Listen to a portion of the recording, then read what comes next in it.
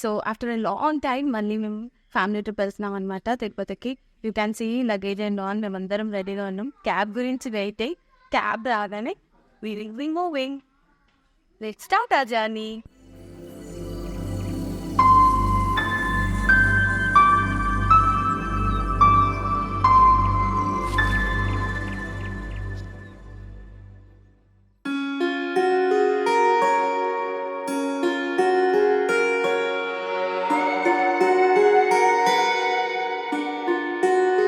So హరిబరిగా మేము Vande Bharat train ఎక్కేసాం అనమాట. తిరుపతికి వెళ్తున్నాం. So first time Vande Bharat ఎక్కినాం. సో ఎంత స్పీడ్లో వెళ్తుంది అనేది మేము ఫోన్లో చెక్ చేసుకుంటూ వెళ్తాం.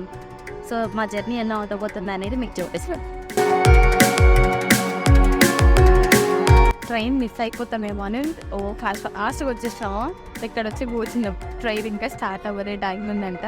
పిల్లల్ని చదువుకొని లగేజ్ చదువుకునే వచ్చి ఇంత టైం పట్టేసి లాస్ట్ టైం మాత్రం ట్రైన్ మాత్రం మిస్ అవుతుంది.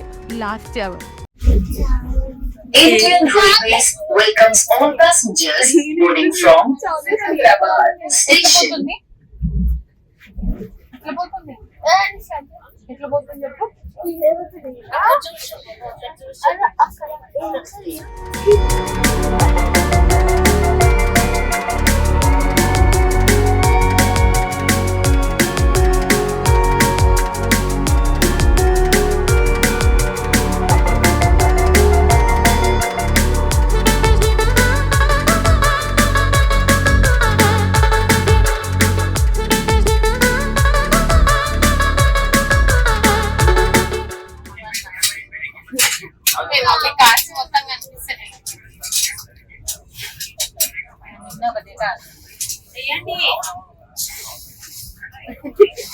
అన్ని మంచిగా కనిపిస్తున్నాయి.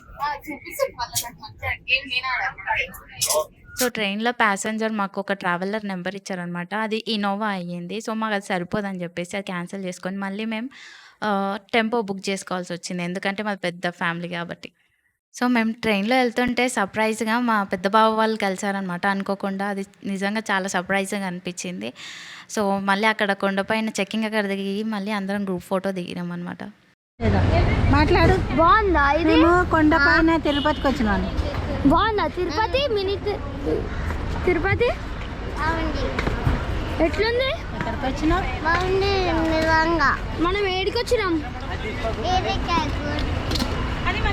అది బాగుందా?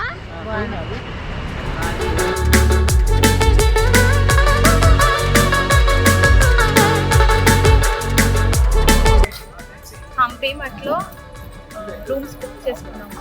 ఇక్కడ నుంచి గుండు చేయించడానికి వెళ్తున్నాం అనమాట. ఇక్కడ నుంచి జస్ట్ 1 కిలోమీటర్ అని అన్నారు. ఇక్కడ చేయించుకున్న తర్వాత మళ్ళీ రిటర్న్ వచ్చి ఫ్రెష్ అప్ అవ్వాలి.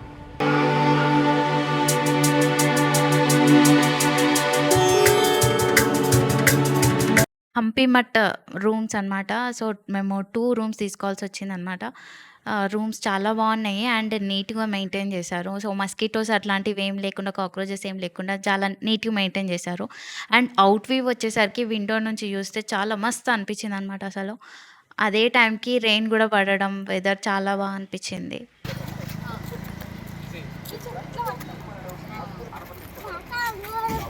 గుండ్లు అయిపోయినాయి.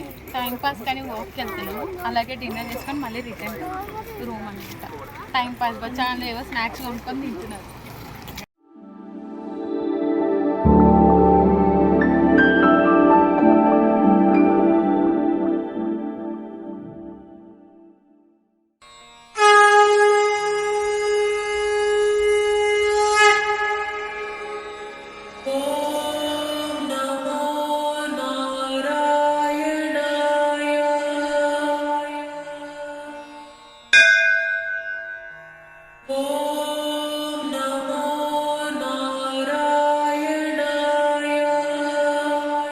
సో మీరు ఎవరైనా కళ్యాణం టికెట్ కనుక బుక్ చేసుకుంటే ఎంట్రీ సుప్రభాతం నుంచి ఉంటుంది. సో అక్కడ నుంచి వెళ్ళండి. ఇక్కడ వర్షం చాలా పడుతుంది. అయినా రెయిన్లోనే వెళ్ళినాం అనమాట. మంచు కురుస్తుంది, బాగుంది చూడడానికి. వెదర్ ఎంజాయ్ చేసినాము. దర్శనం అయితే బాగా జరిగింది కళ్యాణం. అండ్ బయటికి వచ్చేటప్పటికి 3 అయిపోయింది. మళ్ళీ లగేజ్ రూమ్కి వచ్చేసి లగేజ్ ప్యాక్ చేసుకొని మళ్ళీ బయలుదేరుతున్నాం అనమాట. సో ఇప్పుడు మా నెక్స్ట్ డే ఎక్కడికి అంటే కాణిపాకం వెళ్తున్నాము. సో కాణిపాకం ఎట్లా ఉంటుంది జర్నీ అనేది మీకు చూపిస్తాం. సో ప్లీజ్ వాచ్ ఆ వీడియోస్, ఎంజాయ్.